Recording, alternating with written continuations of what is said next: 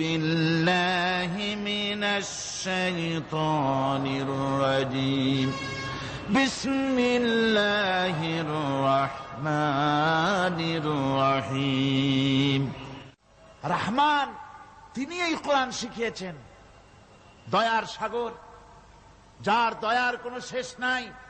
সমস্ত দয়ার ভিতরে শ্রেষ্ঠ দয়া হচ্ছে তিনি মানুষকে কোরআন শিখিয়েছেন। সুবহানাল্লাহি ওয়া বিহামদিহি। তিনি আমাদেরকে কোরআন দান করেছেন। কোরআন হচ্ছে জ্ঞানের উৎস। আল্লাহ যে জিনিসটা শিখালেন, এই জিনিসটাই, জ্ঞানটা কার? বোঝেন না কথা? এই জ্ঞানটা কার? আল্লাহ পাক। আমাদেরকে আল্লাহ পাক জ্ঞান দান করেছেন। জ্ঞান হচ্ছে দুই প্রকার, একটা হচ্ছে ওহীভিত্তিক জ্ঞান, আর একটা হচ্ছে গায়রে ওহীভিত্তিক জ্ঞান। ওহীর জ্ঞানটা আসে কার কাছ থেকে? চিল্লায় এখন, কার কাছ থেকে? আল্লাহর কাছ থেকে আসে ওহীর জ্ঞান। আর মানুষের কাছে যে জ্ঞানটা আছে, এটা হলো তার মন মস্তিষ্ক প্রসূত জ্ঞান। আমাদের কাছে যত জ্ঞান আছে, এই জ্ঞানটাকে আল্লাহ পাক বলেছেন ওয়ামা উতীতুম মিনাল ইলমি ইল্লা কালিলা। তোমাদেরকে খুব সামান্যতম জ্ঞান দেওয়া হয়েছে, খুবই সামান্যতম জ্ঞান তোমাদেরকে দেওয়া হয়েছে। আচ্ছা, আপনারা বলুন, একটা ছোট্ট পাখি আটলান্টিক মহাসাগরের ভেতরে তার ঠোঁটটাকে ডুবিয়ে তারপরে সে যদি ঠোঁটটা তোলে, তাহলে আটলান্টিকের পানি কমবে কতখানি? হ্যাঁ, অনেক কমে যাবে নাকি? আটলান্টিক টের পাবে যে কারো একটা ঠোঁট ঢুকছিল এর মধ্যে? টেরও পাবে না। আটলান্টিক মহাসাগরের ভিতরে পাখি তার চঞ্চুটা ঢুকিয়ে দিয়ে যতটুকুন পানি উঠাতে সক্ষম হয় না।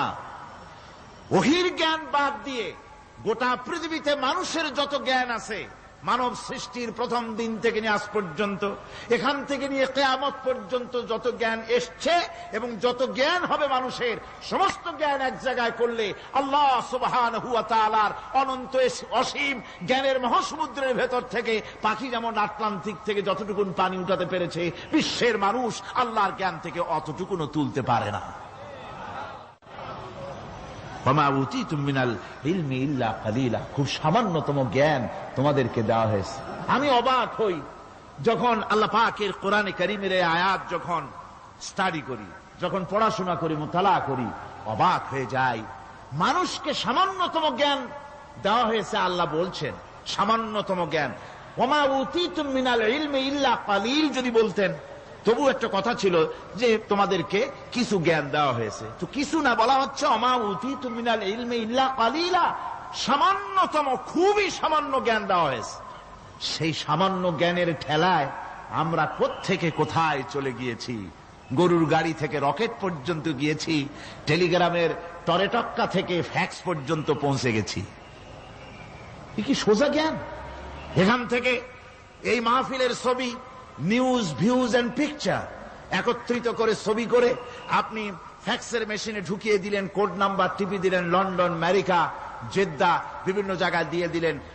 মিনিট লাগবে না, কয়েক সেকেন্ডের ভিতরে এই মাহফিলের পূর্ণ ছবি এবং খবর সেদেশের পত্রিকায় ছাপা হতে পারবে। কি আজীব! অথচ আল্লাহ পাক বলছেন সামান্যতম জ্ঞান। আমি অবাক হই আরো যখন শুনতে পাই পৃথিবীর বিভিন্ন দেশের স্যাটেলাইটগুলি যা ছেড়ে দেওয়া হয়েছে মহাশূন্যে, এই স্যাটেলাইটগুলি ড্রাইভার ছাড়া, কোন রকমের পরিচালক ছাড়া, চালক ছাড়া স্যাটেলাইটগুলি বছরের পর বছর ঘুরছে, পৃথিবীর মাটি থেকে 350-400 মাইল উপরে ঘুরছে। তো ঘুরছেই, দুনিয়া থেকে ছবি, নিউজ ক্যাচ করছে, সিএনএন, তারপরে স্টার টিভি ইত্যাদিতে সেগুলিকে তারা ছুড়ে দিচ্ছে। এভাবে করে যে দেশ থেকে যে দেশের স্যাটেলাইট সে দেশের পারপাস সার্ভ করতেছে। ওই স্যাটেলাইট 350-400 মাইল উপরে মহাশূন্যের ভেতরে তার মেশিনারি কোনো গোলযোগ হলে, যান্ত্রিক গোলযোগ যদি সৃষ্টি হয়, তাহলে ফ্রান্সের মাটিতে বসে, আমেরিকার মাটিতে বসে, ব্রিটেনের মাটিতে বসে বিজ্ঞানীরা কম্পিউটারের মাধ্যমে মনিটরিং করে 400 মাইল উপরের মেশিনকে ভালো করে দিচ্ছে। এরপর আল্লাহ রাব্বুল আলামিন বলছেন ওমা উতীতুম মিনাল ইলমি ইল্লা কালিলা, সামান্যতম জ্ঞান দেওয়া হয়েছে। এই যদি হয় সামান্যতম জ্ঞান, তাহলে আল্লাহ সুবহানাহু ওয়া তাআলার জ্ঞান কত কত বেশি। আল্লাহু আকবার! কত বড় জ্ঞানের মালিক সুবহানাল্লাহি ওয়া বিহামদিহি। সেই মহান আল্লাহ পাকের পক্ষ থেকে এসেছে কোরআন। কার পক্ষ থেকে? قد جاءكم من الله نور وكتاب مبين। আল্লাহ রাব্বুল আলামিন বলেন, আমি আল্লাহর পক্ষ থেকে তোমাদের জন্য এসেছে আলো, তোমাদের জন্য এসেছে নূর, আর তোমাদেরকে আমি দিয়েছি একখানা কিতাব, স্পষ্ট কিতাব দিয়েছি, নূর দিলাম, আলো দিলাম। সে আলো হলেন জনাবে মুহাম্মদুর রাসূলুল্লাহ সাল্লাল্লাহু আলাইহি ওয়াসাল্লাম।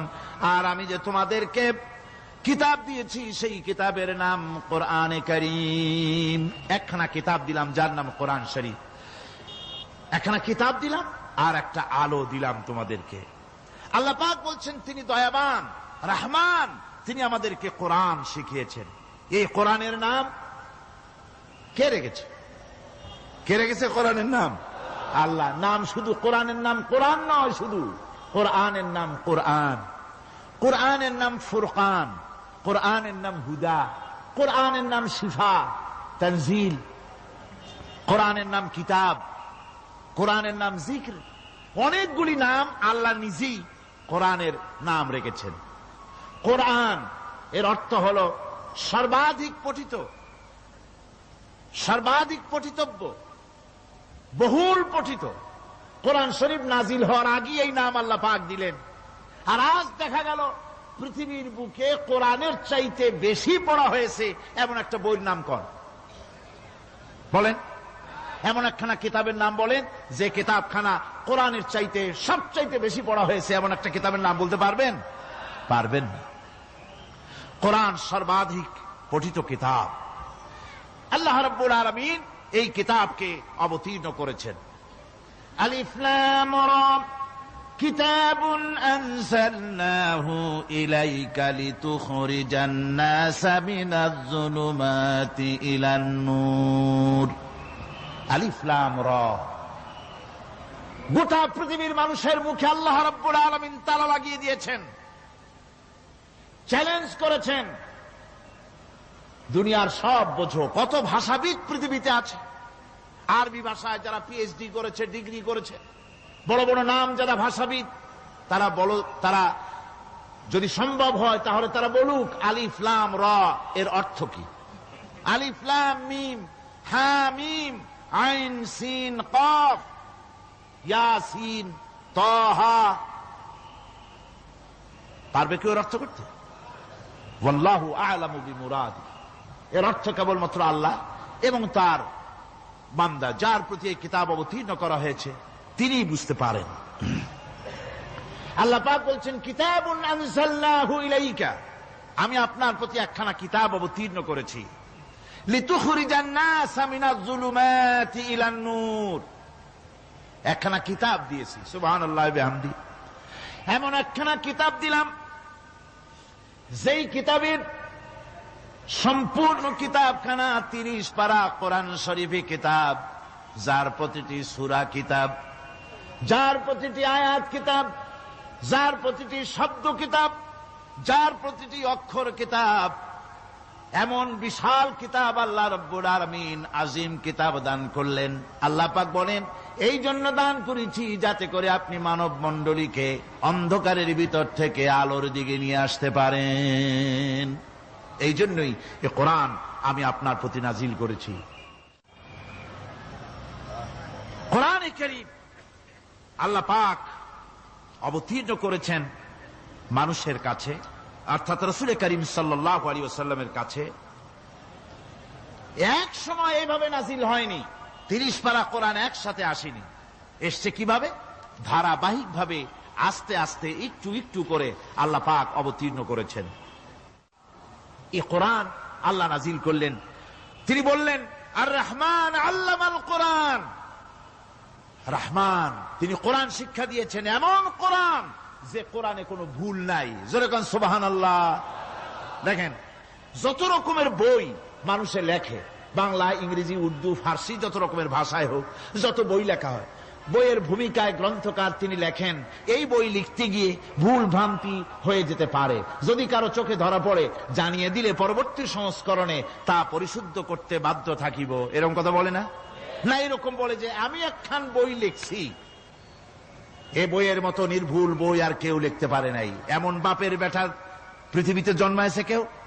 কেউ জন্মিয়েছে? কেউ জন্ম।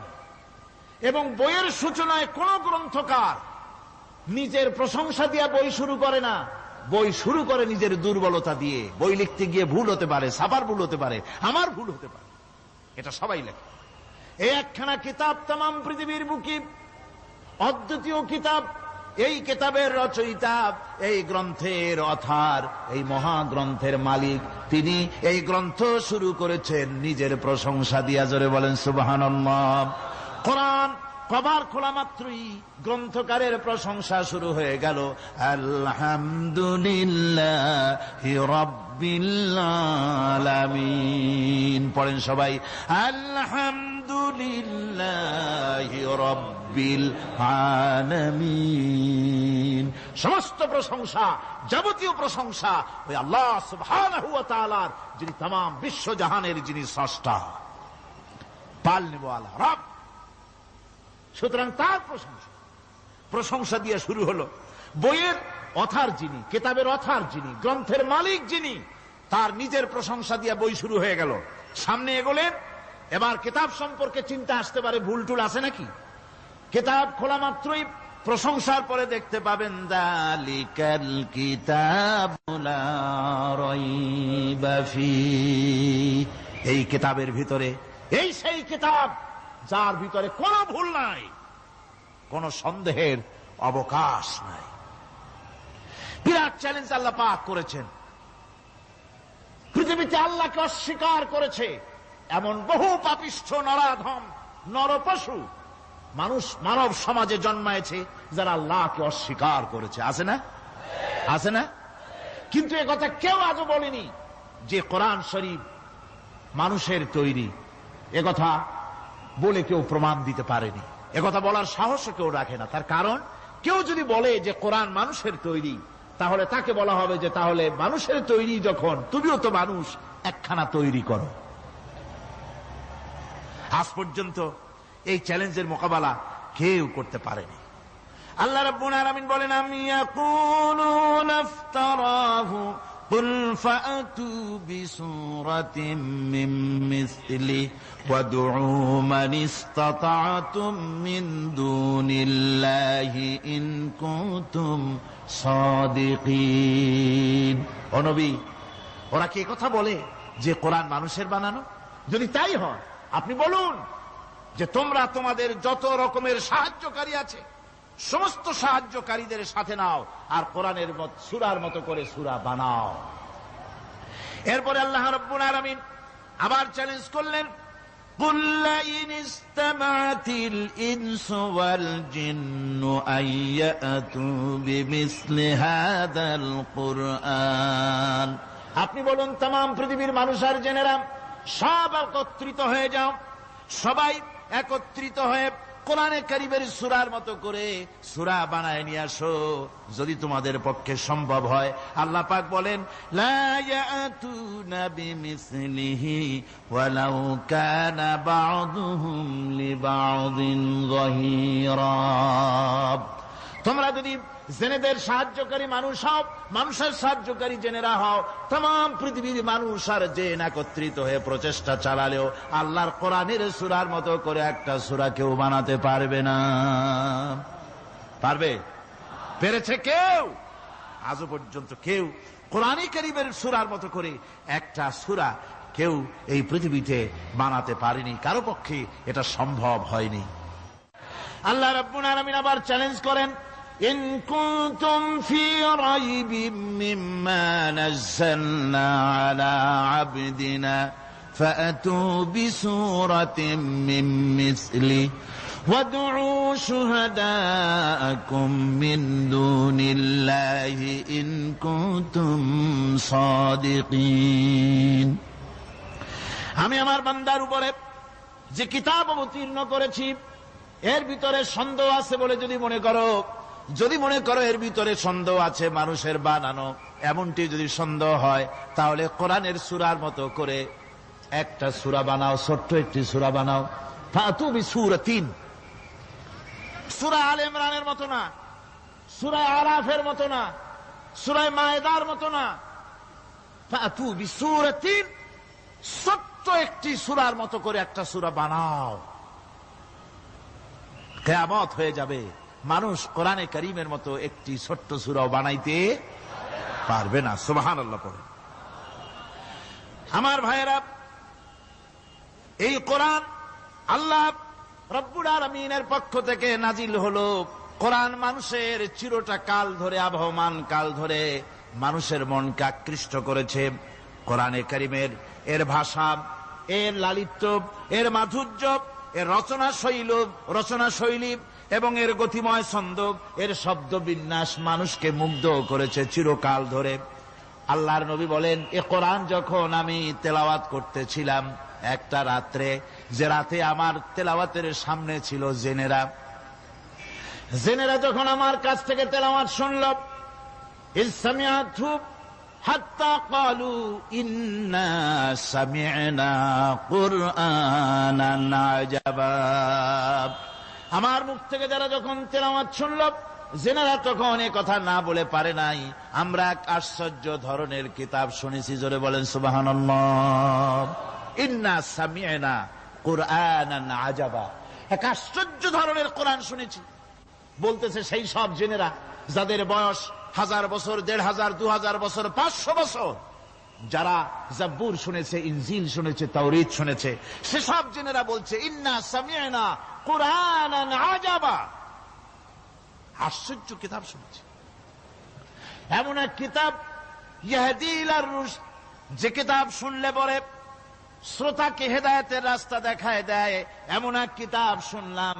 আর এই কিতাব শোনা মাত্র ফামান্না বিহি, কোরআন শুনলাম আর ঈমান আনলাম। নবীজি বলেন, জেনেরা আমার মুখে তেলাওয়াত শুনে পড়ে নিল লা ইলাহা ইল্লাল্লাহু মুহাম্মাদুর রাসূলুল্লাহ। এই কোরআন এমন এক কোরআন, মান ক্বালা বিহি সাদাকা, এ কোরআন শরীফ থেকে যে কথা বলে সেই সত্য কথা বলে। কোরআন থেকে যে কথা বলে সে কি বলে? তার কারণ কোরআন এসেছে কার কাছ থেকে? ওয়ামান আসদাকু মিনাল্লাহি কিলা, আমি আল্লাহর চাইতে সত্যবাদী আর কে হতে পারে?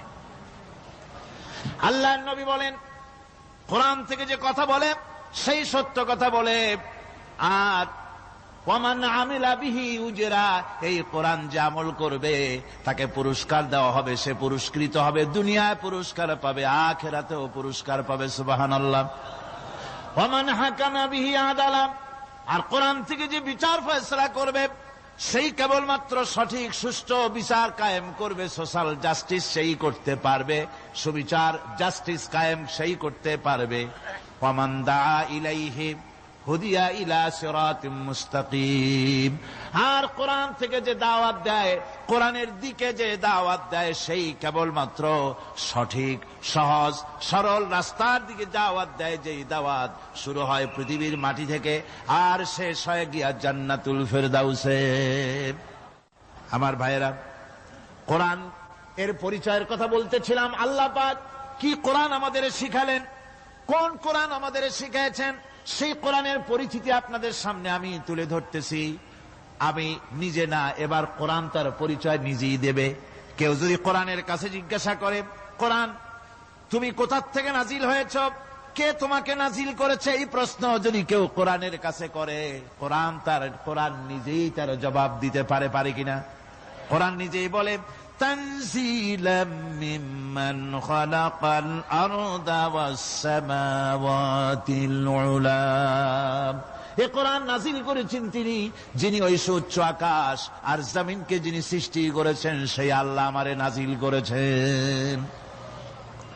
কোরআনের কাছে কেউ যদি প্রশ্ন করে, ও কোরআন, এই পৃথিবীতে নাজিল হওয়ার আগে তুমি কোথায় ছিলে, কেউ যদি প্রশ্ন করে, কোরআনে কারীম নিজে নিজের পরিচয় শোনায়, আমি কোথায় ছিলাম শোনো।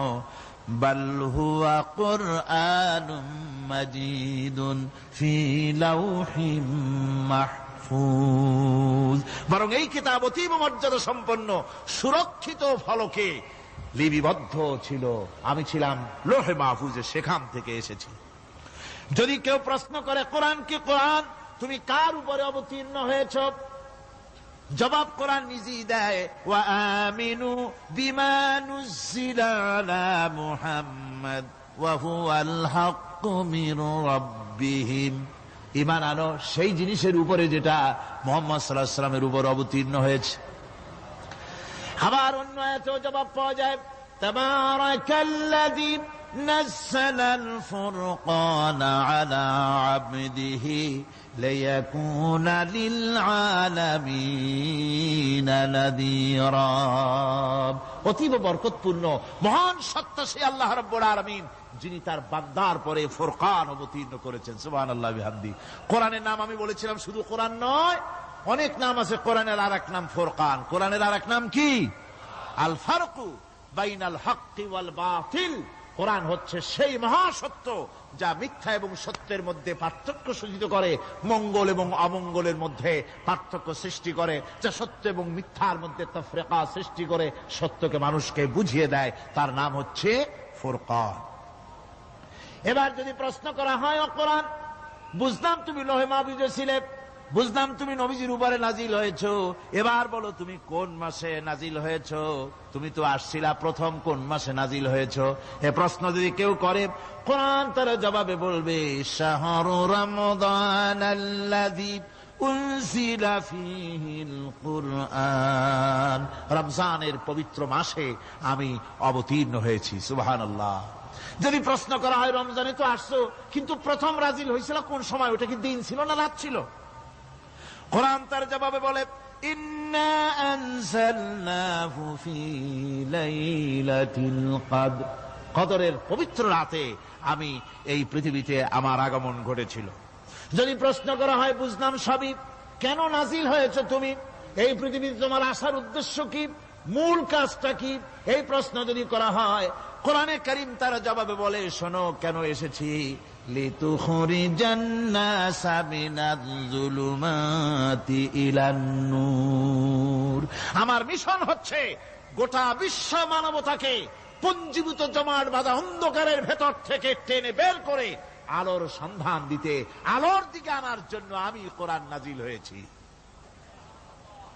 গোটা পৃথিবীর মানুষ আছে অন্ধকারের ভিতরে। কিসের মধ্যে? অন্ধকার কি?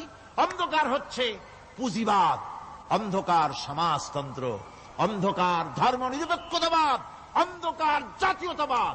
মানুষের তৈরি করা যত মতবাদ সব কি? জোরে কন, সবগুলি কি?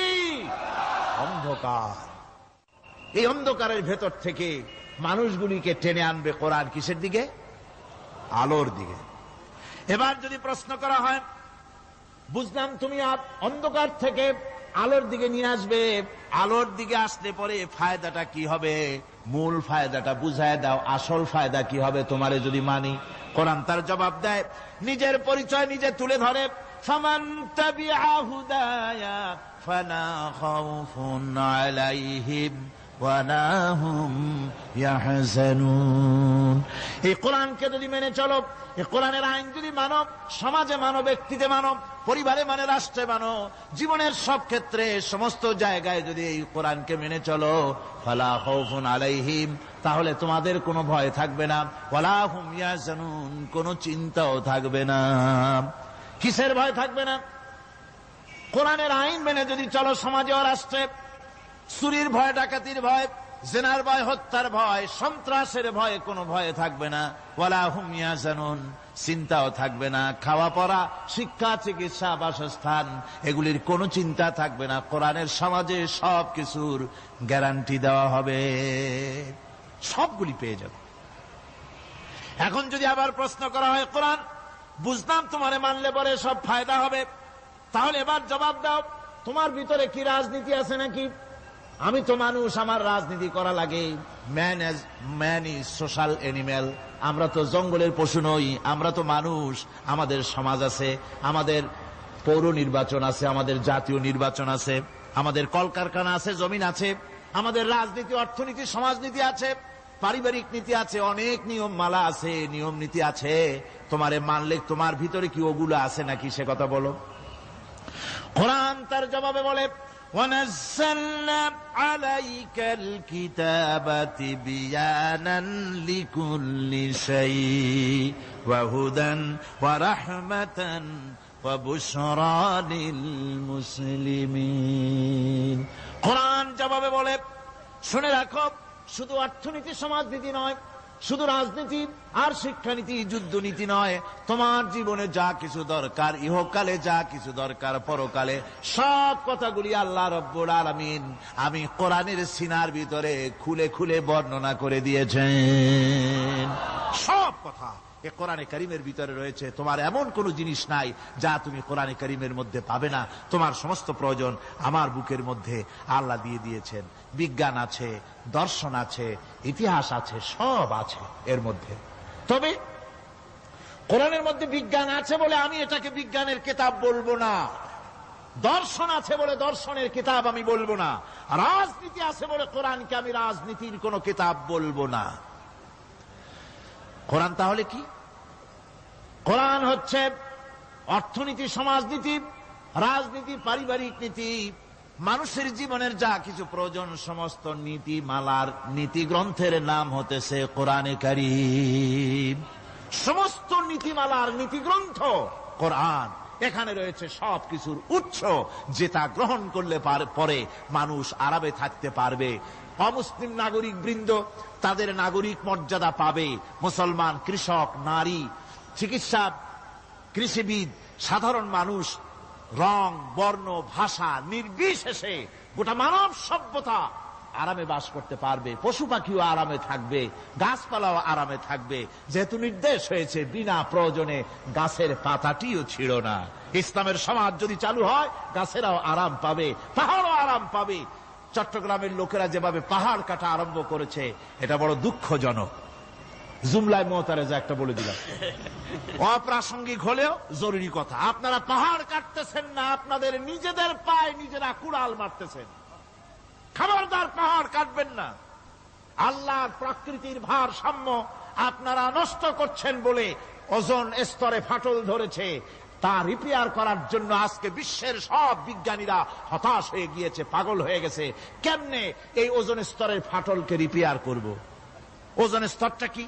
ওজোন স্তর হচ্ছে, সুবহানাল্লাহ, আল্লাহর যে কত দয়া।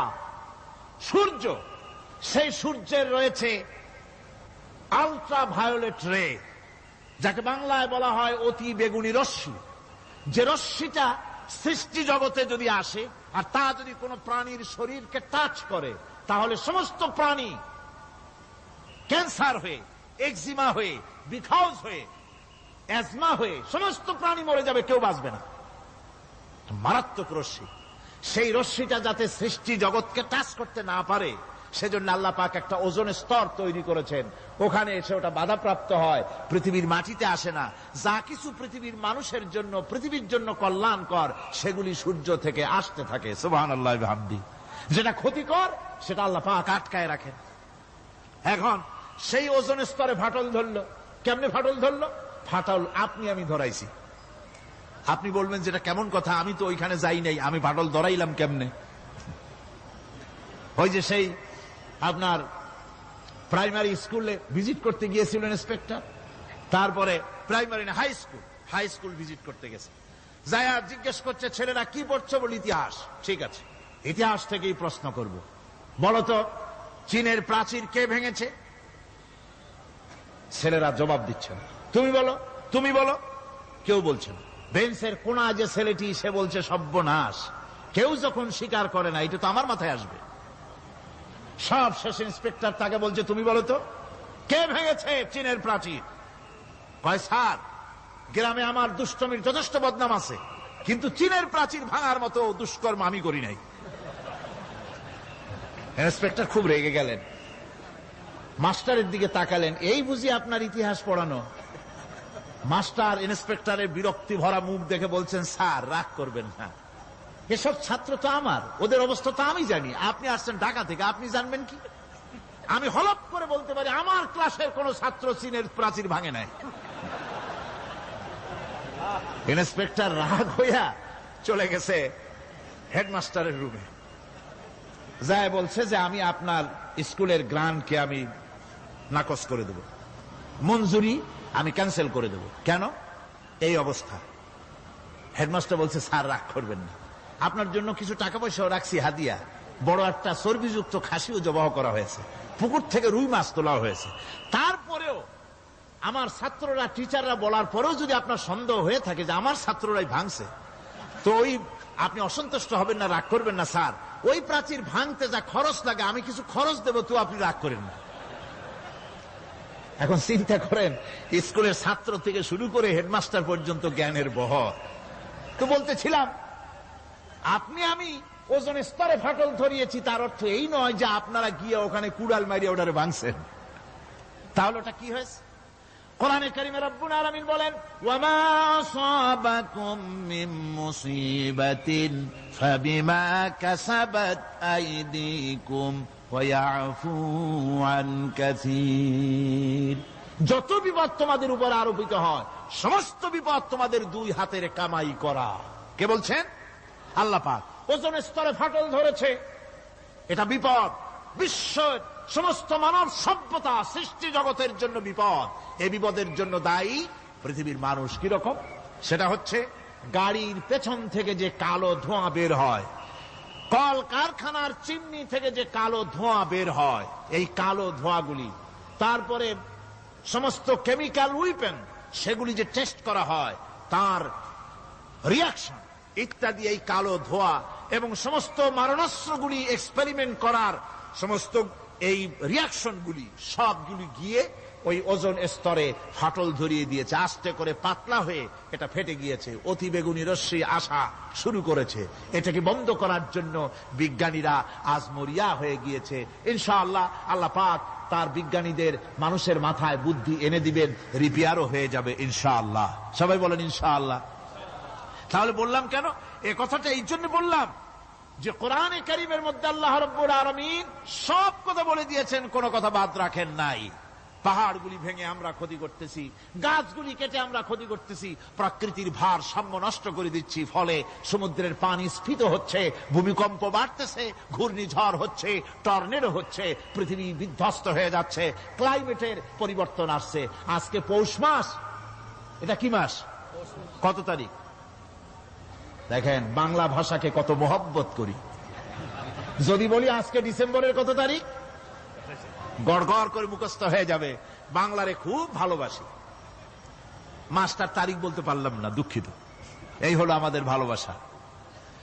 আজকে পৌষ মাসের অর্ধেকও শেষ হয়ে যাচ্ছে, অথচ মনে হচ্ছে শীত যেন তার শ্বশুর বাড়ি বেড়াতে গেছে। এই যে অবস্থা, এই অবস্থা শুধু বাংলাদেশে নয়, গোটা পৃথিবীতে ক্লাইমেটের একটা বিরাট পরিবর্তন আসতেছে, একটা বড় রকমের পরিবর্তন আসতেছে।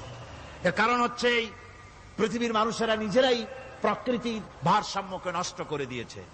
এই ভারসাম্য নষ্ট হওয়ার কারণে আবহাওয়ার পরিবর্তন হচ্ছে, সামুদ্রিক জলোচ্ছ্বাস বাড়তেছে, ভূমিকম্প, আগ্নেয়গিরি ইত্যাদি হচ্ছে এবং পৃথিবীর মানুষ বিধ্বস্ত হচ্ছে। বলতেছিলাম এ কোরআনে কারীমের মধ্যে আল্লাহ পাক সব কথা বলে রেখেছেন। যদি জানতাম, বুঝতাম, তাহলে এই অবস্থার সৃষ্টি হতো না। এটা বিজ্ঞানের বই নয়, রাজনীতির বই নয়, সমাজনীতির বই নয়, বরং সমস্ত নীতিমালার উচ্চ, জ্ঞানের উচ্চ হচ্ছে আল কোরআন। জ্ঞানের উচ্চ কি? আরো জোরে বলেন, জ্ঞানের উচ্চ কি? আল কোরআন। পবিত্র কোরআনে এমন এমন ঘটনা আল্লাহ পাক বলেছেন যা ষষ্ঠ শতাব্দীর দুনিয়া এ সম্পর্কে কিছুই জানতো না। অবশ্য কিছু কিছু ঘটনা ইহুদিদের কিতাবে অতিরঞ্জিত আকার এবং বিকৃত অবস্থায় এসেছে, কিন্তু কোরআনে কারীম দুনিয়ার মানুষকে আদম সৃষ্টি, নূহের বন্যা, তারপরে মুসা আলাইহিস সালাম ফেরাউনের ঘটনা, ইব্রাহিম আলাইহিস সালামের নমরুদের ঘটনা এবং ইউসুফ আলাইহিস সালামের কাহিনী সবগুলিকে সুন্দর করে কোরআন শরীফ উপস্থাপনা করেছে রাসূলের মাধ্যমে, যা পৃথিবীর ইতিহাসে কেউ জানতো না। সেগুলি আল্লাহ পাক জানাইছেন কিভাবে?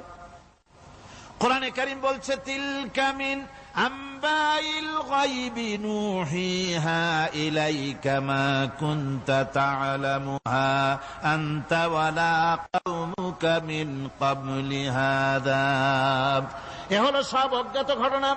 সমস্ত ঘটনাগুলি আল্লাহ পাক তার হাবিবকে শুনিয়ে বলে দিলেন, সব অজ্ঞাত ঘটনা, যা তুমি জানতে না, তোমার কোনো জানা ছিল না, আমি ওহীর মাধ্যমে তোমাকে সব জানাইছি। ইউসুফ আলাইহিস সালামকে যখন তার ভাইয়েরা কুয়ার মধ্যে ফেলে দিতেছিল, তখন তুমি উপস্থিত ছিলে না, এই ঘটনা ওহীর মাধ্যমে আমি জানালাম। মুসা আলাইহিস সালামকে যখন ফেরাউন দরিয়ার ভিতরে ফেলে দিল, সেই সময় তুমি সিনাই পর্বতের পাশে দাঁড়িয়ে সব দৃশ্য লক্ষ্য করনি, অথচ আমি ওহির মাধ্যমে সব তোমাকে খুলে খুলে বলে দিয়েছি। আল্লাহ পাক সমস্ত ঘটনাগুলিকে বলে বলে কোরআন শরীফের মধ্যে সব সাজিয়ে দিলেন, বলে দিলেন। তিনি বললেন, ওয়ামা কুনতা বিজানিবিল গারবিয়্যি ইয কাযাইনা ইলা মূসাল আমরা ওয়ামা কুনতা মিনাশ শাহিদিন। ফিরআউন যে মূসার সঙ্গে যে ব্যবহারটা করলো, এ সময় সেখানে তুমি উপস্থিত ছিলে না, আমি ওহীর মাধ্যমে তোমাকে তা জানিয়েছি। কাযালিকা নাকুসসু আলাইকা মিন আনবাই মা ক্বাদ সাবাকা ওয়া ক্বাদ আতাইনাকা মিন লাদুন্না যিকরা। আল্লাহ পাক বলেন, এভাবে আমি আপনার কাছে অতীত ঘটনাবলী ওহীর মাধ্যমে নিখুঁতভাবে আপনার সামনে সব বলে দিয়েছি। আমার ভাইয়েরা, এই বিশ্বলোকে ঊর্ধ্ব লোক সম্পর্কে নিয়ে ভুল তথ্য বর্ণনা আল্লাহ পাক করে দিয়েছেন কোরআনের মাধ্যমে। 1665 খ্রিস্টাব্দে স্যার আইজাক নিউটন তিনি আবিষ্কার করলেন মাধ্যাকর্ষণ শক্তিকে।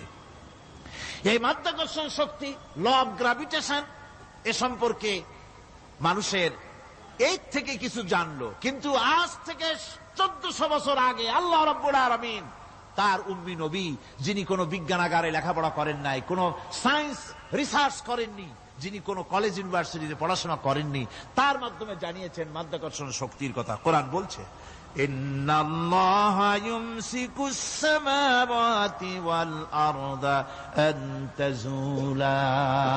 এই পৃথিবী এবং সমস্ত গ্রহ উপগ্রহকে আল্লাহ পাক বলছেন, আমি এমন এক শক্তি দিয়েছি যে শক্তির মাধ্যমে একটা আরেকটাকে আকর্ষণ করে রাখছে। এই পৃথিবীতে মাধ্যাকর্ষণ শক্তি শুধু পৃথিবীর নাই, সূর্যের আছে, মঙ্গলের আছে, নেপচুনের আছে, ইউরেনাসের আছে, বৃহস্পতির আছে। প্রত্যেকটি গ্রহের আলাদা আলাদা মাধ্যাকর্ষণ শক্তি আছে, আর এই শক্তির বলে একটা আরেকটাকে টেনে ধরছে, যাতে করে বিচ্ছিন্ন হয়ে না যায়, যাতে করে ধ্বংসপ্রাপ্ত না হয়। এগুলি আল্লাহ পাক এই তথ্যগুলি কোরআনে কারীমের মধ্যে বলেছেন। ফলে মরিস বুকাইলির মতো লোক, যিনি ফরাসি দার্শনিক, তিনি বলেছেন দুনিয়ার সমস্ত বিজ্ঞানীদের থিওরি হচ্ছে এই যে বিজ্ঞানের কোন থিওরি ফাইনাল নয়। আজ একটা হচ্ছে, কাল সেটাকে পরিবর্তন করে নতুন আর এক থিওরি আসতেছে। কিন্তু কোরআনে কারীমের মধ্যে আমি, কে বলতেছেন এ কথা? না না না, মরিস বুকাইলি বলছেন, কোরআন শরীফের ভিতরে আমি যে বিজ্ঞানের তথ্য পেয়েছি, থিওরি পেয়েছি, তার কোনো পরিবর্তন আজও হয় নাই, ভবিষ্যতেও হওয়ার কোনো সম্ভাবনা নাই। মরিস বুকাইলি মনে করেছিলেন বেদ আর বাইবেলে যেমন ভুল আছে, কোরআন শরীফে ওই রকম ভুল আছে, নাউজুবিল্লাহ। সেই জন্য তিনি আরবি শিখলেন কোরআন বোঝার জন্য, ভুল ধরার জন্য। কোরআন শিখলেন কি জন্য? ভুল ধরার জন্য। আর এমন শেখা শিখছেন, ওই আরবি শিক্ষা মানে আমাদের দেশের লোকদের মতো আনাকুম জানাকুম শেখে নাই, ভালো করেই শিখছে, ভালো করেই মুখস্থ করেছেন, তার ভালো করে আরবি শিখেছেন, তারপরে কোরআন শরীফ পড়েছেন, তারপরে তিনি এ কোরআন পড়ে তেলাওয়াত করে বুঝে এরপরে তিনি বই লিখেছেন the Bible, the Quran and science. এই বইয়ের মধ্যে তিনি পরিষ্কার লিখেছেন, কোরআন পড়লাম, এর ভিতরে একটা নকতা দেওয়ার, একটা কলমের ফোঁটা দেওয়ার জায়গা কারো নাই। কোরআন নিঃসন্দেহে মহান স্রষ্টা আল্লাহ রাব্বুল আলামিনের মানুষের বানানো কিতাব, এটা হতে পারে না। সুতরাং কোরআন শরীফের মধ্যে আল্লাহ পাক সব কথা বলে দিয়েছেন। বিজ্ঞানের সাথে কিন্তু কোরআনের সংঘর্ষ নাই। অনেকে মনে করে যে বিজ্ঞান আর কোরআন এর মধ্যে বিরাট সংঘর্ষ। না, বিরাট সংঘর্ষ নয়, দুই একটা পয়েন্টে সংঘর্ষ থাকতে পারে। অধিকাংশ ব্যাপারই বিজ্ঞান, আমি মনে করি বিজ্ঞানের আবিষ্কার যত বাড়বে, কোরআন বোঝা মানুষের জন্য তত সহজ হবে। এটা আমার ধারণা, এটা আমার ধারণা। বিজ্ঞানের সাথে দুই একটা পয়েন্টের উপরে সংঘর্ষ আছে, যেমন চন্দ্র এবং সূর্য সম্পর্কে, সৌরজগৎ সম্পর্কে Copernicus, Kepler, Galileo, Newton, Einstein মহাশূন্য সম্পর্কে যে সব বক্তব্য রেখেছেন, সেসব বক্তব্যের সাথে কোরআন শরীফের কিছুটা বৈপরীত্য রয়েছে। যেমন কেউ বলেছেন সূর্য ঘোরে, পৃথিবী স্থির, কেউ বলে সূর্যের চতুর্দিকে পৃথিবী ঘোরে, কেউ কয় চন্দ্র ঘোরে, কেউ কয় আমরা কি আর বসে থাকি, আমরাও ঘুরি। কিন্তু আসলে ঘোরেটাকে কে ঘোরে, এ ফয়সালা কে দেবে? কে দিবে বলুন তো? হ্যাঁ, ঠিক বলেছেন, আল্লাহই দিবেন, কারণ এগুলি সৃষ্টি করেছেন কে? এবার শুনুন, এই বিতর্কের মীমাংসা আল্লাহ পাক করছেন কোরআনে কারিমে বহু আগে। গ্যালিলিও, কেপলার, কোপারনিকাস, এদের বলার অনেক আগে বিশ্বনবী জনাবে মুহাম্মদ রাসূলুল্লাহ সাল্লাল্লাহু আলাইহি ওয়াসাল্লাম তিনি বলে দিয়েছেন, আল্লাহর কথা তিনি বলেছেন, লাশ-শামসু ইয়ানবাগী লাহা আন তুদরিকাল কামারা ওয়ালাল লাইলু সাবিকুন নাহার ওয়া কুল্লুন ফি ফালাকিন ইয়াসবাহুন।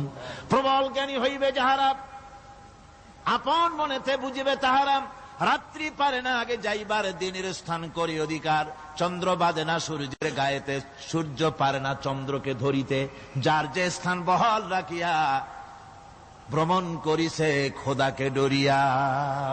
আল্লাহ রাব্বুল আলামিনকে ভয় করে সব ঘুরছে, চাঁদও ঘোরে, সূর্য ঘোরে, মঙ্গল ঘোরে, ইউরেনাস ঘোরে, বৃহস্পতি ঘোরে, পৃথিবীও ঘোরে, সব ঘুরছে তো ঘুরছেই, বন বন করে ঘুরছে, একটা নির্দিষ্ট কক্ষপথে, আপন আপন কক্ষপথে ঘুরছে, যার ফলে অ্যাক্সিডেন্ট হয় না। সুবহানাল্লাহ, জোরে বলেন সুবহানাল্লাহ।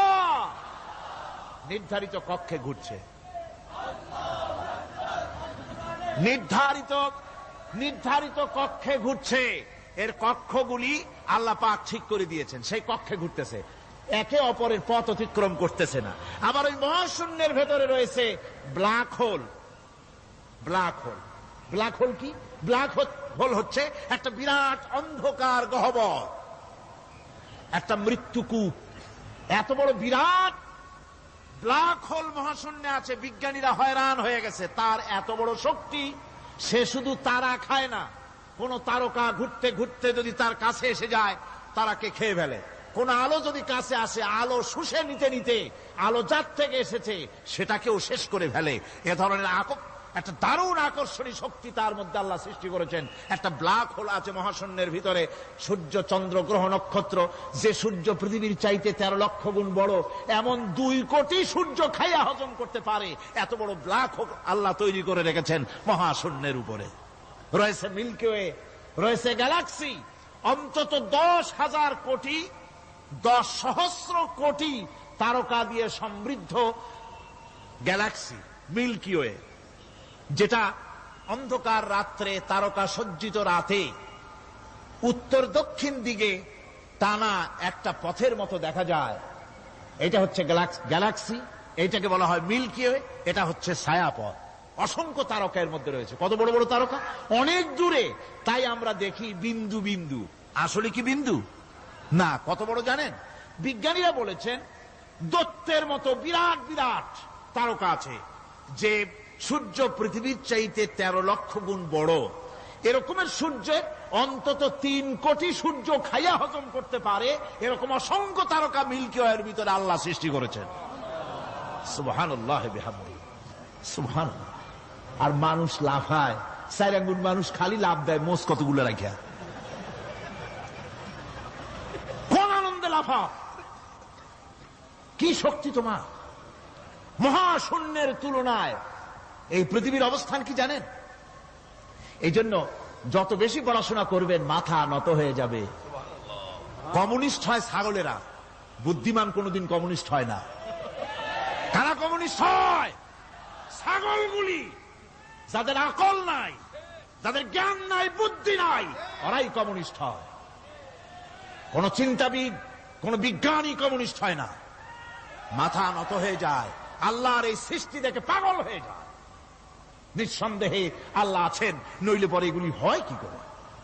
আমি চিন্তা করে পাই না কমিউনিস্ট হয় কেমন, কতখানি পাগল হইলে হয়।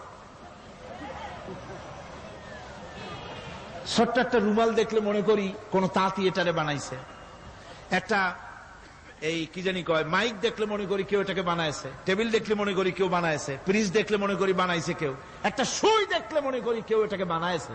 আর এই বিশাল পৃথিবী, ওই বিশাল আকাশ, কমিউনিস্টরা কয় এমনি এমনি হয়েছে।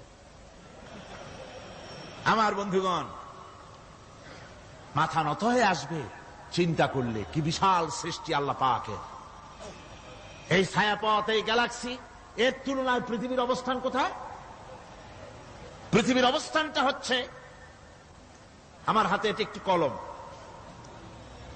এই কলমটা কাগজের উপরে আমি যদি এই নিবটা রাখি, কাগজের ভিতরে নিপে যতটুকুন জায়গা টাচ করবে, মহাশূন্য গ্যালাক্সি মিল্কি ওয়ে, আল্লাহর ওই মহাশূন্যের তুলনায় পৃথিবীর অবস্থান একটা কলমের নিপে যতটুকুন জায়গা নেয় এর থেকে বেশি নয়।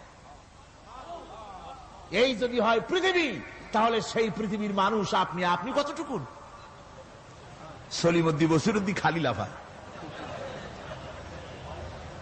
আমার বন্ধুগণ, লাভ কি? লাভের চোটে বলে হ্যান করেঙ্গে ত্যান করেঙ্গে, লাঠিকে আন্দার মুগুর ভরেঙ্গে। কয়দিন পর শোনা যায় শীত হয়ে পড়ছে, কিছু নাই। সুতরাং আল্লাহ পাকের অসীম সৃষ্টি জগৎ, এর সঙ্গে বিজ্ঞানের সংঘর্ষ কম, দুই একটা পয়েন্টে আছে। বাকি সবগুলিতে বিজ্ঞানের আবিষ্কার যত বাড়তেছে, আল্লাহরে চেনা, সৃষ্টি জগৎকে জানা মানুষের জন্য তত সহজ হচ্ছে। আর রহমান আল্লামাল কোরআন, কোরআন শিখিয়েছেন আমাদেরকে রহমান, এমন নিয়ামত দিয়েছেন যার মধ্যে সব আছে। মানুষ সৃষ্টির ব্যাপারে, মানব সৃষ্টির ব্যাপারে নির্ভুল তথ্য যদি পেতে হয়, তাহলে কার কাছে যাব? জোরে কোন? আল্লাহর কাছে যেতে হবে। আর আল্লাহর কাছে না যাইয়া মানব সৃষ্টির রহস্য যদি জানতে যাই ডারউইনের কাছে, তাহলে আপনার মামু হবে সুন্দরবনের বান্দরেরা। ঠিক কিনা? বান্দরেরা হবে মামু, সিম্পাজি ওরাং ওটাং হবে আপনার নানার দাদা। তার কারণ ডারউইন সাহেব বলেছেন মানুষ এর পূর্বপুরুষ হলো বাঁদর, সিম্পাজি, ওরাং ওটাং। এটা হলো তার থিওরি অফ ইভলিউশন। এই বিবর্তনবাদের থিওরি পেশ করতে গিয়ে তিনি বলেছেন মানুষ হলো বান্দরের জাত। আরে বেটা, তুই বান্দরের জাত। নিজের লেস কাটিয়া সকলের লেস কাটা আরম্ভ করতে চাচ্ছে। কি পাগলের পাগল, মানুষ হয়েছে বান্দরের জাত। আশ্চর্য কথা। কেমনে কইলে? তো বলল যে সিম্পাজি দেখছে, তো সে সিম্পাজি দেখে তার মনে হয়েছে যে মানুষ ওইরকমই তো দেখা যায়, তো মানুষ বুঝি বান্দর থেকেই আসছে। আমি বলি পৃথিবীতে এমন পাগল আমি কোনোদিন দেখিও নাই, শুনিও নাই যে কোন পাগল পাবদা মাছ দেখে বলেছে যে এটা হচ্ছে বোয়াল মাছের পূর্বপুরুষ। টাকি মাছ দেখে কোন ছাগলেও বলেছে আজ পর্যন্ত যেটা হলো শোল মাছের পূর্বপুরুষ। পুঁটি খাইতে খাইতে আস্তে আস্তে বিরাট শোলে পরিণত হয়ে গেছে, কোন পাগলেও বলেনি। আচ্ছা, মেনে নিলাম ডারউইন সাহেবের থিওরি, মেনে নিলাম এক সেকেন্ডের জন্য যে বান্দর থেকেই মানুষ হয়েছে। এখনো তো বানর প্রজাতি আছে না শেষ হয়ে গেছে? আছে কিনা? তাহলে সুন্দরবনে যান, যে দেখুন কোন বাঁদর কি এ পর্যন্ত দেখা গেছে যে কোমর পর্যন্ত মানুষের মতো হয়ে গেছে?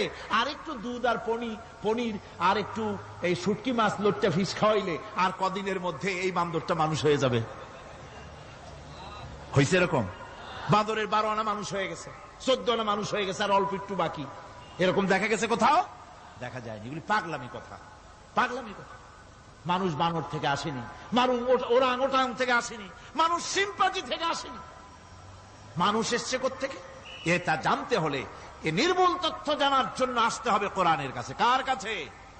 আল্লাহ রাব্বুল আলামিন তার হাবিবের মুখ থেকে মানব সৃষ্টি রহস্য তিনি উদ্ঘাটন করে দিয়েছেন। তিনি বলেছেন, দুনিয়াবাসীকে শুনিয়েছেন, ফালয়ানজুরিল ইনসানু মিম্মা খুলিকা মিম্মা ইন দাফিকিন ইয়াখরুজু মিন বাইনিস সুলবি ওয়াত তারাইব। আল্লাহ পাক বলেন, মানুষ কি তার সৃষ্টি রহস্য দেখে না? কেমনে তাকে আমি সৃষ্টি করেছি? মায়ের বক্ষ পিঞ্জর থেকে, বাপের পৃষ্ঠ থেকে সবেগে নির্গত এক ফোঁটা নাপাক পানি দিয়ে আমি আল্লাহ মানুষকে সৃষ্টি করেছি। বান্দর থেকে নয়, ওরাংওটাং থেকে নয়, সিম্পাজি থেকে নয়। মানুষের অরিজিন মানুষ। আদম থেকে তোমরা জন্মগ্রহণ করেছো, আদম এসেছে মাটি থেকে, তোমরা এসেছো আদম থেকে। সুবহানাল্লাহ ওয়া বিহামদি। এটাই হলো মানব সৃষ্টির রহস্যের কথা আল্লাহ পাক বলে দিয়েছেন।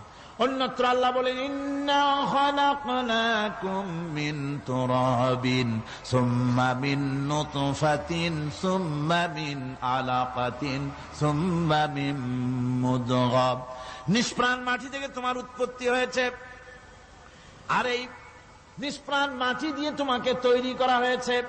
এগুলি মাতৃগর্ভের ভিতরে গিয়া নাপাক পানি ফোঁটা জমাট রক্ত হয়েছে, গোশত হয়েছে, তারপরে মানুষের আকৃতি দিয়েছি, আর এরপরে বাচ্চার আকারে মায়ের পেট থেকে আমি আল্লাহ মানুষ করে তোমাকে বের করেছি। সুতরাং মানব সৃষ্টি রহস্যের কথা বিজ্ঞানের সাথে যেটা সাংঘর্ষিক হবে কোরআনের সাথে, আমরা সেটা মানতে পারি না। আমাদেরকে মানতে হবে মূল জ্ঞানের কিতাবটা। মূল জ্ঞানের কিতাব কোনটা? জোরে কন্ত কোনটা? কোরআন। এখানে সব কথা আল্লামাল কোরআন। কোরআন শিখিয়ে মানুষকে আল্লাহ পাক সবচাইতে বড় দয়া করেছেন, এর থেকে বড় দয়া আর হয় না। কোরআন শিখিয়েছেন আমাদের, যার মধ্যে সমস্ত তথ্যের কথা আল্লাহ পাক বলেছেন। The universe and doctor Einstein বইয়ের ভিতরে লেখা হয়েছে যে একদিন এমন হবে যখন ধীরে ধীরে সূর্য তার আলো হারিয়ে ফেলবে, চন্দ্র নিষ্প্রভ হয়ে যাবে, আর পৃথিবী আস্তে আস্তে তার গতি হারিয়ে ফেলবে। একথা আজকের বিজ্ঞানীরা অথবা আজ থেকে কয়েক বছর আগের বিজ্ঞানীরা একথা বলছেন। কিন্তু রাসূল করিম সাল্লাল্লাহু আলাইহি ওয়াসাল্লামের মুখ থেকে আজ থেকে 1400 বছর আগে, যিনি বিজ্ঞানাগারে মোটেও পড়াশোনা করেননি, লিখতে জানেন না, পড়তে জানেন না, সই করতে জানেন না, বিজ্ঞান আজ যে কথা বলছে সেই কথা 1400 বছর, 1500 বছর আগে রাসূল করিমের মুখ থেকে আল্লাহ পাক বলছেন। কোরআনে কারীম বলছে ইয়াসআলু আইয়ানা ইয়াউমুল কিয়ামা ফাইযা বারিকাল বাসারু ওয়া খাসাফাল কামারু ওয়া জুমিআশ শামসু ওয়াল কামার। হে রাসূল, রাসূলের কাছে জিজ্ঞাসা করে কিয়ামত কবে হবে? আল্লাহ পাক বলেন, বলে দিন যেদিন চন্দ্র তার আলো হারিয়ে ফেলবে, যেদিন সূর্য তার আলো হারিয়ে ফেলবে, আর চন্দ্র আর সূর্য সব একাকার হয়ে যাবে। হাজারা বলছে চাঁদে আলো থাকবে না, সূর্য আগের থেকে তার উত্তাপ এবং আলো স্তম্ভিত হতেছে, এবং হতে হতে এমন এক পর্যায়ে আসবে যখন সূর্য আলো হারিয়ে ফেলবে। বিজ্ঞানীরা গত 4-5 বছর আগে এ বক্তব্য রেখেছেন, কিন্তু 1400 বছর আগে বিজ্ঞানের লালনাগারে লেখাপড়া না করে হুজুরের মুখ থেকে আল্লাহ কথা বলে দিয়েছেন। তাহলে বিজ্ঞানের আসল কিতাব কোনটা? জোরে বলেন কোনটা? আল্লাহ পাক আরো বলেন ইজা শামসু কুবিরাত ওয়া ইযান নুজুমুন কাদারাত ওয়া ইযাল জিবালু সুজ্জিরাত। তারকাগুলি, সূর্যের আলো থাকবে না, নক্ষত্রগুলো স্থানচ্যুত হয়ে যাবে, কক্ষচ্যুত হয়ে যাবে, পাহাড়গুলিকে পরিচালিত করে দেওয়া হবে, কিছুই থাকবে না, সব শেষ হয়ে যাবে। বিজ্ঞানীরা আজ বলতেছে যে সব শেষ হয়ে যাবে, কিছুই থাকবে না, সব শেষ হবে। বিজ্ঞানীরা বলতেছেন, কোরআন অনেক আগে বলেছে কুল্লু মান আলাইহা ফান ওয়া ইয়াবকা ওয়াজহু রাব্বিকা যুল জালালি ওয়াল ইকরাম। সব শেষ হয়ে যাবে, বিশ্বে যা কিছু আছে সব লয় হবে, ক্ষয় হবে, ধ্বংস হবে, কিচ্ছু থাকবে না, থাকবেন শুধু আল্লাহ সুবহানাহু ওয়া তাআলা। সুবহানাল্লাহি ওয়া বিহামদি। কোরআনে কারীম একথা বহু আগে আমাদেরকে জানিয়ে দিয়েছে। সুতরাং আসল জ্ঞানের কিতাবটাই হচ্ছে কোরআনে কারীম। এই কোরআনের কাছে আমরা যত যেতে পারবো, যত কোরআন বুঝতে পারবো, ততই আমাদের জন্য আমরা সমৃদ্ধ হতে পারবো, আমাদের উপর আল্লাহর রহমত আসবে, আমরা সমাজ চালাতে পারবো, আমরা দেশ চালাতে পারবো, আমরা দুনিয়ায় শান্তি পাবো, আমরা আখিরাতেও মুক্তি লাভ করতে পারবো। কোরআনে কারীম সমস্ত বিজ্ঞানের উৎস, দর্শনের উৎস। এইটা না জানলে কিছুই জানা হয় না, এটা জানা হলে সব জানা হয়। পণ্ডিত আপনার ডক্টর শহীদুল্লাহ, আল্লাহ জান্নাত নসিব করুন, সবাই বলুন আমিন। তিনি বলতেন, বড় বড় সেমিনারে গিয়ে বলতেন তিনি, যে আপনারা যারা বক্তব্য রাখতে এসেছেন, জনগণকে বলছি না, যারা বক্তব্য রাখতে এসেছেন, এমএ পাস করেছেন, ডিগ্রি করেছেন, পিএইচডি করেছেন, এভারসিএস করেছেন, বহু কিছু ডিগ্রি আপনারা লাভ করেছেন, নামের আগে 6 হাত লম্বা ডিগ্রি আপনারা লাগাইছেন, আপনারা পণ্ডিত ঠিকই, কিন্তু এই কোরআন শরীফের জ্ঞান যদি আপনাদের না থাকে, আপনারা পণ্ডিত, তবে আপনারা মূর্খ পণ্ডিত। কি পণ্ডিত? কি পণ্ডিত? মূর্খ পণ্ডিত। ওরা বলে যে মৌলবীরা জানে কি, মৌলবীরা জানে কি? আরে ভাই, মৌলবীদের কাছে তো আসল জ্ঞান আছে। সুবহানাল্লাহি ওয়া বিহামদি। এখানে সবটা আছে। আপনারা এখানে আসেন, এটা বিশ্বাস করলে আপনি সবটা পেয়ে যাবেন। কোরআন বিশ্বাস করতে পারলে, কোরআন জানতে পারলে আপনি সব জানবেন। কোরআনে কারীমের মধ্যে আল্লাহ পাক কত কথা বলেছেন, এর মধ্যে আছে আল্লাহ পাক বলেছেন আফালা ইয়ানজুরুনা ইলাল ইবিলি কাইফা খুলিকাত। এই যে আমি উটগুলোরে বানাইছি, কেমনে বানাইলাম তোমরা কি দেখছো? উট কেমনে বানিয়েছি?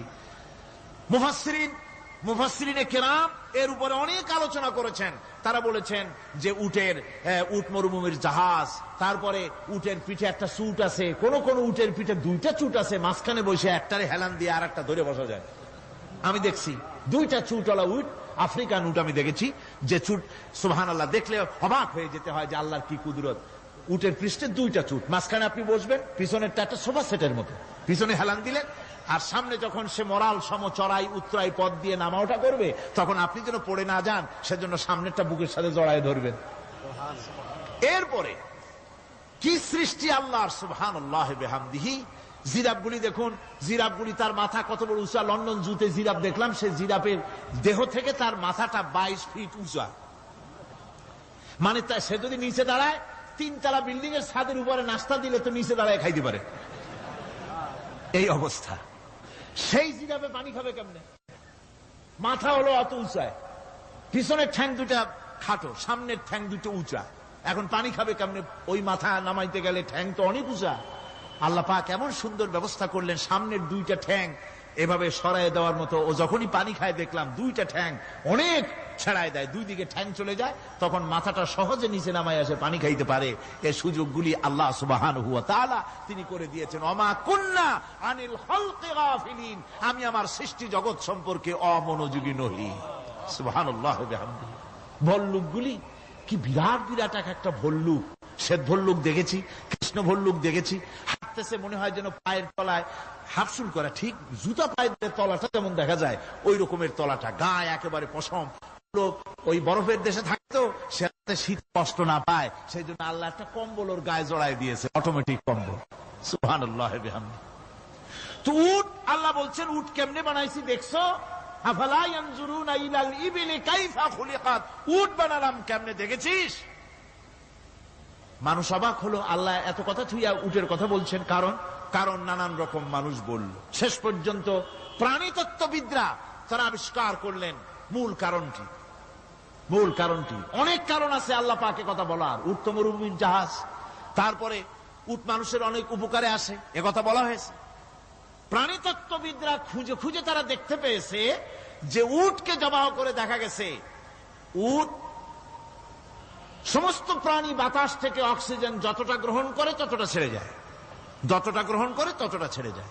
একমাত্র প্রাণী উট যে যতটা অক্সিজেন গ্রহণ করে বাতাস থেকে সবটা ছাড়ে না, 2/3 ছেড়ে দেয়, 1/3 তার লাংসের পাশে রাখার জন্য আল্লাহ পাক একটা চেম্বার তৈরি করেছেন। ওই চেম্বারের ভিতরে 1/3 অক্সিজেন থেকে যায়, কারণ পানিও রেখে। তার পানি রাখার জন্য রিজার্ভ ট্যাঙ্কি আছে, একটা ভেতরে একটা রিজার্ভ ট্যাঙ্কি আছে, অক্সিজেন রাখার একটা চেম্বার আছে। এগুলি কেন? এই জন্য যে মরুভূমির ভিতরে সাইমুম শিল্পী গোষ্ঠী না, কিন্তু ঝোড়ো হাওয়া, মরুভূমির ভিতরে ঝোড়ো হাওয়া, এই ঝোড়ো হাওয়া যখন আরম্ভ হয়ে যায় তখন মানুষ বাঁচতে পারে না, মানুষ টের পাইয়া সব বাড়িতে চলে যায়। মরুভূমিতে চড়ে বেড়ায় উট, সে যাবে কোথায়? ওর তো যাওয়ার জায়গা নাই। 7 দিন 8 দিন 1 সপ্তাহ 2 সপ্তাহ পর্যন্ত এই মরুভূমিতে ঝড় চলতে থাকে, বালুর ঝড়, কিচ্ছু দেখা যায় না। ওখানে দেখছিলেন বালুর পাহাড়, কালকে আজকে দেখবেন বালুর পাহাড় এখানে চলে আসছে। এইভাবে পাহাড় তৈরি হয়ে যায়, বালি উড়ায় নিয়ে যায় বাতাসে। এই বাতাসের ভিতরে বালু উঠতে থাকে সমানে, মানুষ প্রাণী কিছুই সেখানে শ্বাস করতে পারে না, বাঁচতে পারে না। উটের মতো প্রাণী যে মরুভূমিতে থাকে ও বাঁচবে কি করে? আল্লাহ সুবহানাহু ওয়া তাআলা ওর লাংসের পাশে অক্সিজেন রাখার চেম্বার করে পানির ট্যাঙ্কি তৈরি করে দিয়ে রেখে এমন কায়দা করেছেন, ও যখনই টের পায় যে ঝড় শুরু হবে, সাথে সাথে ঠ্যাং দিয়া মুখ দিয়া গর্ত করে বালুর ভিতরে মাথা ঢুকাইয়া 1 সপ্তাহ 2 সপ্তাহ থাকতে পারবে মাটির তলে, অক্সিজেনের অভাব হবে না। আফালা ইয়ানজুরুনা ইলাল ইবিলি কাইফা খুলিকাত, দেখো নাকি কিভাবে সৃষ্টি করেছি আমি এই সুন্দর উটকে, একবার দেখো। আর শুকরিয়া তোমার মাথা নত হবে। যত বড় কমিউনিস্ট হও, আল্লাহর জন্য সেজদা দিতে বাধ্য হবে যদি তোমার ঈমান এতটুকুনো থাকে। আল্লাহুম্মা আমিন। ربنا ظلمنا أنفسنا وإن لم تغفر لنا وترحمنا لنكونن من الخاسرين ربنا لا تزغ قلوبنا بعد إذ هديتنا وهب لنا من لدنك رحمة إنك أنت الوهاب ربنا العالمين। হাজার হাজার মুসলমান নরনারী দীর্ঘক্ষণ ধরে তোমার কোরআনের কথা শুনেছি, মেহেরবানি করে সওয়াবটুকুন রাসূল করিম সাল্লাল্লাহু আলাইহি সাল্লামের রূহ মুবারকে পৌঁছে দাও। তাম পৃথিবীর মাটির নিচে যত মুমিন মুমিনাত শুয়ে আছে আল্লাহ তুমি মেহেরবানি করে কবরগুলিকে জান্নাতের টুকরায় পরিণত করে দাও। আমাদের মা বাপ যাদের দুনিয়া থেকে বিদায় হয়ে গেছে আল্লাহ দয়া করে তাদেরকে জান্নাতবাসী করে নিও। রব্বিরহামহুমা কামা রব্বায়ানি সগীরা। ربنا تقبل منا إنك أنت السميع العليم وتب علينا إنك أنت التواب الرحيم سبحان ربك رب العزة عما يصفون وسلام على المرسلين الحمد لله رب العالمين بحق لا إله إلا الله محمد رسول الله. السلام عليكم ورحمة الله.